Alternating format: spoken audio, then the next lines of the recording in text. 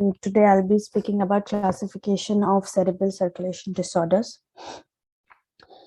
Cerebral hemorrhage, intracellular hemorrhage, also known as cerebral bleeding, intraparenchymal bleeding, and hemorrhagic stroke or hemorrhagic, same thing, just the spelling difference, is a sudden bleeding into the tissues of the brain, into the ventricles, or into both.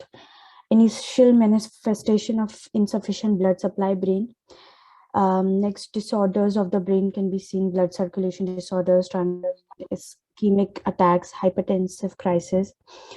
Thirdly, we can see stroke in the form of subarachnoiditis, hemorrhagic ischemic in the subarachnoid space, progressive cerebrovascular accident or encephalopathy. Subarachnoid hemorrhage is a condition caused by cerebral hemorrhage in which blood accumulates in the subarachnoid space of the cerebral membrane. So you can see in the diagram, the first picture shows the subarachnoid space and hemorrhagic blood over there. And second is just the zoom version of that, showing aneurysm. Etiology: the traumatic subarachnoid hemorrhage. It's a traumatic, it could be because of the traumatic brain injury.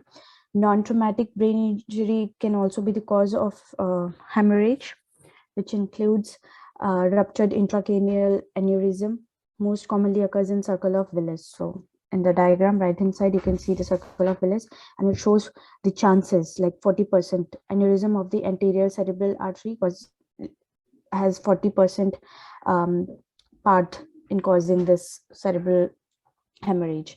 Next, the berry aneurysm accounts for approximately 80% of cases of non-traumatic subarachnoid hemorrhage.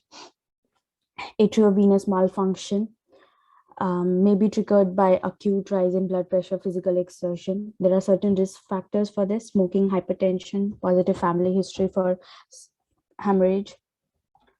Clinical features, we can see thunderclap headache, sudden severely painful headache, meningeal signs like Kerkin signs, Brudzinski signs. Non-specific signs include impaired consciousness, seizures,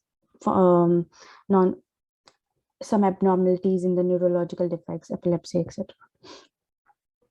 Complications include vasospasm. Pathophysiology: impaired cerebrospinal fluid reabsorption from the arachnoid villi, which leads to non-obstructive communicating hydrocephalus.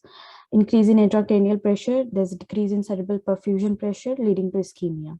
Release of clotting factors and vasoactive substances leads to diffuse vasospasm of cerebral vessel, which can lead to ischemic stroke, and this usually occurs between 3 to 10 days after subarachnoid hemorrhage. Increases the risk of developing communicating or obstructive hydrocephalus. Recurrent bleeding, which occurs in 4 to 14% of the patient with hemorrhage in the first 24 hours. And hydrocephalus, acute obstructive hydrocephalus, chronic communicating hydrocephalus. Both the types can occur. Emergency care, we can use infusion therapy, hemostatic drugs, for example, Vicasol.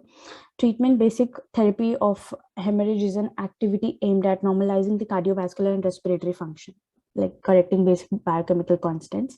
In order to reduce hydrocephalus during its growth and relieve cerebral edema, diuretic therapy, for example, glycerol or mannitol, is prescribed.